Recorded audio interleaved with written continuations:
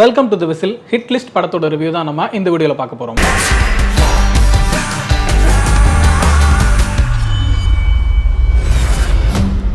Review பார்க்கறதுக்கு முன்னாடி இந்த படம் பத்தின சில சுவாரஸ்யமான விஷயங்களை சொல்லி ஆகணும். இந்த படத்தோட producer legendary director K S Ravikumar அவர்கள் கிங் ஆஃப் கமர்ஷியல் சினிமானே சொல்லலாம். அவர் தன்னோட அசிஸ்டன்ட் டைரக்டர்ஸ் 2 பேரை இந்த படத்தின் மூலமா இயக்குநர்கள் ஆக்குறாரு. ஏற்கனவே கூகுள் குட்டப்பாங்கிற படத்தின் மூலமா இவரோட அசிஸ்டன்ட் டைரக்டர்ஸான குரு சரவணன் அண்ட் சபரி இவங்க 2 பேரையுமே ஆல்ரெடி இயக்குநர்கள் ஆக்கியிருந்தாரு. அந்த வகையில இந்த படத்திலும் அவரோட இன்னும் 2 அசிஸ்டன்ட் டைரக்டர்ஸா அறிமுகம் பண்றாரு. அது மட்டும் இல்ல, இந்த படத்துல லீட் ரோல் பண்ணியிருக்கிறவர் விஜய் கனிஷ்கா. அவர் இயக்குனர் விக்ரமன் அவர்களோட மகன். பூவே உனக்காக, சூரியம்சம் மாதிரி நிறைய ஃபீல் குட் படங்களை கொடுத்தவர் தான் இயக்குனர் விக்ரமன். இயக்குனர் விக்ரமன் கிட்ட ஆரம்ப நாட்கள்ல கே எஸ் ரவிக்குமார் அவர்கள் அசோசியேட் டைரக்டராகவும் கோ டைரக்டராகவும் ஒர்க் பண்ணியிருக்காரு. அந்த நட்பின் அடிப்படையிலும் இந்த படத்தை தயாரிச்சிருக்காரு இயக்குனர் கே எஸ் ரவிக்குமார் அவர்கள்னே சொல்லலாம். அது மட்டும் இல்ல, இந்த படத்துல முக்கியமான கேரக்டர் பண்ணியிருக்காரு சரத்குமார் அவர்கள். சரத்குமார் சாருக்கும் ரவிக்குமார் சாருக்கும் இருக்க நட்பு நம்ம எல்லாருக்குமே தெரியும். 2 பேரும் சேர்ந்து 10 படங்கள் கிட்ட ஒர்க் பண்ணியிருக்காங்க. எப்படி ரவிக்குமார் அவர்கள் சரத்குமார் சாருக்கு நிறைய ஹிட் படங்கள் கொடுத்திருக்காரோ, அதே போல இயக்குனர் விக்ரமன் அவர்களும் சரத்குமார் அவர்களுக்கு சூரியவம்சம் மாதிரியான ஒரு பயங்கரமான ஹிட் படம் கொடுத்திருக்காரு. அந்த நட்பின் அடிப்படையிலும் சரத்குமார் சார் இந்த படத்துக்குள்ள ஒரு முக்கியமான ரோல்ல உள்ள வந்தார்னே சொல்லலாம். இப்போ நம்ம பேசின இந்த காம்பினேஷன்ஸ்னாலே இந்த படத்தின் மேல ஒரு பெரிய பாசிட்டிவ் வைப்ரேஷன் இருந்துச்சு.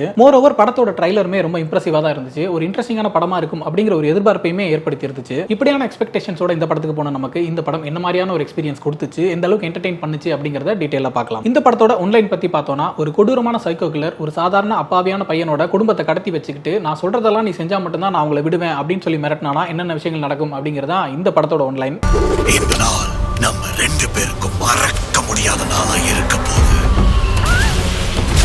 இந்த படத்தோட ஹீரோ விஜய் ஒரு சாதாரணமான மிடில் கிளாஸ் பையன். ஐடில ஒர்க் பண்றாரு. வள்ளலார் பக்தன், வீகனா இருக்கிறாரு. அம்மா தங்கச்சின்னு சின்ன குடும்பம், ஒரு அமைதியான வாழ்க்கையை வாழ்ந்துகிட்டு இருக்காரு. இப்படி போயிட்டு இருக்கும்போது ஒரு சைக்கோ கில்லருக்கான தோரணையோட வில்லன் என்டர் ஆகுறாரு. அந்த கொடூரமான கில்லர் முகம் முழுக்க மாஸ்க் போட்டிருக்கான். தன்னை மாஸ்க் மேன் சொல்லிக்கிறான். அவன் ஹீரோவோட அம்மாவையும் தங்கச்சியையும் கடத்தி கொண்டு போயிடுறான். நான் சொல்ற ஆளை நீ கொலை பண்ணா மட்டும்தான் உன் அம்மாவையும் தங்கச்சியும் நான் உயிரோட உங்ககிட்ட கொடுப்பேன் அப்படின்னு சொல்லி மிரட்டுறான். நம்ம ஹீரோ விஜயோ வள்ளலார் பக்தன், வெஜிடேரியன், எந்த ஒரு உயிர்மையை கொல்லக்கூடாது அப்படின்னு யோசிக்கிற ஒருத்தன். இப்படி இருக்கும்போது அந்த மாஸ்க் மேன் யாரு, எதனால ஹீரோவோட அம்மாவையும் தங்கச்சியை கடத்து வச்சிருக்கான், அந்த கொலையை பண்றதுக்கு எதுக்காக ஹீரோ சூஸ் பண்ணா, கொல்லப்பட வேண்டிய அந்த நபர் யாரு, இந்த ஸ்ட்ரகிள்ஸ் எல்லாம் தாண்டி ஹீரோ தன்னோட அம்மாவையும் தங்கச்சியை மீட்க முடிஞ்சதா அப்படிங்கறதா ஹிட்லிஸ்ட் படத்தோட மீதி கதை. இந்த படத்தோட பெரிய பிளஸ் பாயிண்ட் எங்கேஜிங்கான ஸ்கிரீன் பிளே தான். ரைட்டிங் ரொம்பவே நல்லா இருந்துச்சு. கேரக்டர்ஸ் அறிமுகப்படுத்துறதுல ஆரம்பிச்சு அந்த கேரக்டர்ஸ்க்குள்ள இருக்கிற கான்ஃபிளிக்ட்டை எஸ்டாப்லிஷ் பண்றதுல இருந்து அந்த பேசிக் பிளாட்டை செட் பண்ணது ரொம்பவே இன்ட்ரெஸ்டிங்கா இருந்துச்சு. அது மட்டும் இல்ல, படம் ஆரம்பிச்சு ரொம்ப சீக்கிரமே கதைக்குள்ள போயிட்டாங்க. ஹீரோக்கு பாத்தீங்கன்னா ஆபீஸ்ல பாலசரவணன் மாதிரியான ஒரு ஃப்ரெண்ட் இருக்கிறாரு. பக்கத்து வீட்ல ரெடிங் கிங்ஸ்லி மாதிரியான ஒரு நெய்பர் இருக்காரு. அதுக்கப்புறம் ஹீரோ துரத்தி லவ் பண்ண ட்ரை பண்ற ஒரு ஹீரோயினும் இருக்காங்க. இந்த மாதிரியான கேரக்டர்ஸ் வச்சுக்கிட்டு கதைக்கு சம்பந்தம் இல்லாம தேவையில்லாத காட்சிகளை வச்சு ஃபில் பண்ணாம அந்த கேரக்டர்ஸ் மூலமா ஹீரோ யாரு, என்ன மாதிரியான ஆளு அப்படிங்கறத எஸ்டாப்லிஷ் பண்றதுக்கு மட்டும் யூஸ் பண்ணிக்கிட்டது ரொம்பவே ஸ்மார்ட்டான ஒரு ஒர்க்னு சொல்லலாம். அந்த கேரக்டர்ஸ் சுத்தி நிறைய காட்சிகள் எழுதப்பட்டு எடுக்கப்படாம இருந்திருக்கலாம், அல்லது எடுக்கப்பட்டு ட்ரிம் பண்ணி இருந்திருக்கலாம். எது எப்படி இருந்தாலும் அந்த கேரக்டர்ஸ்ல ரொம்ப ஃபோக்கஸ் பண்ணாம சீக்கிரமா கதைக்குள்ள வந்தது ரொம்பவே ஒரு நல்ல ஒர்க்னு தான் சொல்லணும். அடுத்ததா எங்கேஜிங்கான ஸ்கிரீன் பிளே. ஹீரோவோட அம்மாவும் தங்கச்சியும் கடத்தப்படுறாங்க அப்படிங்கிற அந்த இன்சிடென்ட்ல ஆரம்பிக்கிற அந்த ஒரு வேகம்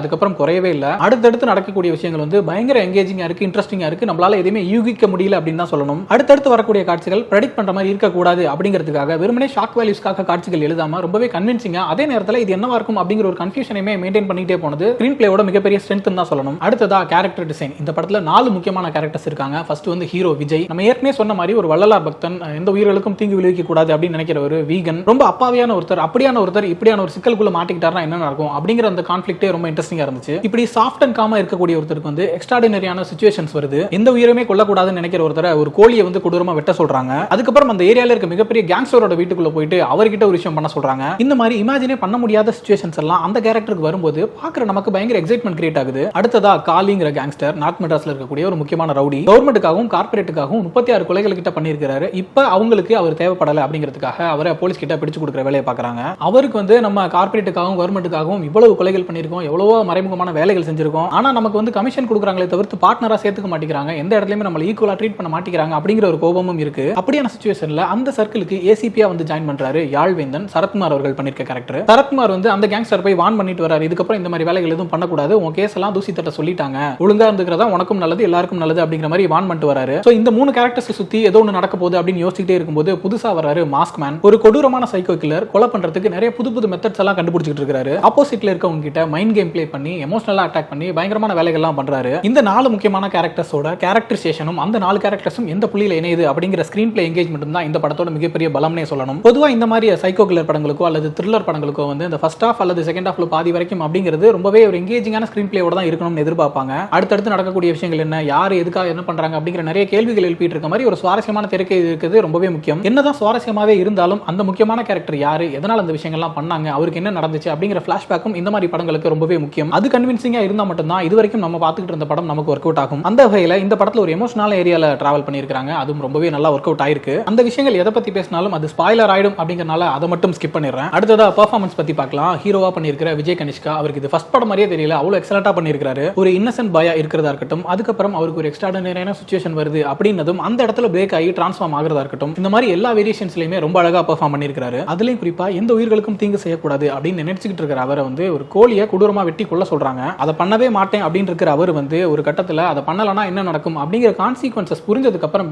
வழியே இல்லாம பயங்கரமான மன அழுத்தத்துல அந்த ஒரு விஷயத்தை பண்றாரு. அந்த காட்சியில எக்ஸலண்டான ஒரு பெர்ஃபார்மன்ஸ் கொடுத்திருந்தாரு. அதே போல எமோஷனல் காட்சிகளா இருக்கட்டும், ஸ்டண்ட் காட்சிகளா இருக்கட்டும், எல்லாத்துலயுமே அட்டகாசமான ஒரு பெர்ஃபார்மன்ஸ் கொடுத்திருக்காரு. அடுத்ததா ஏசிபி ஆழ்வேந்தனா வரக்கூடிய சரத்குமார் அவர்கள் ரொம்ப முக்கியமான ஒரு கேரக்டர் பண்ணியிருக்காரு. அவரோட ஸ்கிரீன் பிரசன்ஸே பயங்கரமா இருக்கு. செகண்ட் ஹாஃப்ல அவருக்கு ஒரு ஃபைட் சீக்வன்ஸ் இருக்கு, மனசை அட்டகாசம் பண்ணியிருக்காரு. அடுத்ததா காளிங்கிற கேங்ஸ்டர் ரோல் எடுத்து பண்ணியிருக்கிற ராமச்சந்திர ராஜு, இவர் வந்து கேஜிஎஃப்ல கருடன் கேரக்டர் பண்ணியிருந்தாரு. அவரோட கேரக்டருக்குன்னு சில நியாய தர்மங்கள் இருக்கு அப்படிங்கிற மாதிரி தான் அந்த கேரக்டரை டிசைன் பண்ணியிருந்தாங்க. ரொம்பவே நல்லா பெர்ஃபார்ம் பண்ணியிருந்தாரு. அடுத்ததா ஜிவிஎம் அவர்கள் ஒரு 3-4 சீன் தான் வரான்னு நினைக்கிறேன். அவரோட மேனரிசம்க்கு இந்த கேரக்டர்லாம் ரொம்ப அசால்ட் ஈஸியா பண்ணியிருக்காரு. அடுத்ததா சமுத்திரகனி அவர்கள் 1-2 காட்சிகள் தான் வராரு, பட் இந்த கேரக்டருக்கு அவரை சூஸ் பண்ணது ஒரு நல்ல சாய்ஸ் தான் சொல்லணும். இந்த மாதிரி முக்கியமான கேரக்டர்களை தாண்டி சின்ன சின்ன கேரக்டர்களுமே கரெக்டான ஆட்களை தேர்ந்தெடுத்து நடிக்க வச்சிருக்காங்க. குறிப்பா ஹீரோட தங்கச்சியா வரக்கூடிய அபி நக்ஷத்ரா ஏலி சீரிஸ்ல பண்ணிருந்தாங்க அவங்க. அடுத்தது பிளாஷ்பேக்ல டாக்டரா வரக்கூடிய ஸ்மிருதி வெங்கட் தடம் படத்துல லீட் ரோல் பண்ணிருந்தாங்க. அதை தாண்டி நிறைய படங்கள் பண்ணிருக்காங்க. இந்த படத்துல ஒரு முக்கியமான கேரக்டர் பண்ணிருக்காங்க. அதே போல முனிஷ்காந்த், பாலசரவணன் சொல்லிட்டு நிறைய நல்ல நடிகர்களை தேர்ந்தெடுத்து இந்த படத்துல நடிக்க வச்சிருக்காங்க. குறிப்பா ஹீரோட அம்மாவை பண்ணிருக்கக்கூடிய சித்தாரா மேம், இவங்க இந்த படத்துக்குள்ள இருக்கிறது ஒரு ஸ்பெஷலான விஷயமே சொல்லணும். அது ஏன் அப்படின்னா இந்த படத்தோட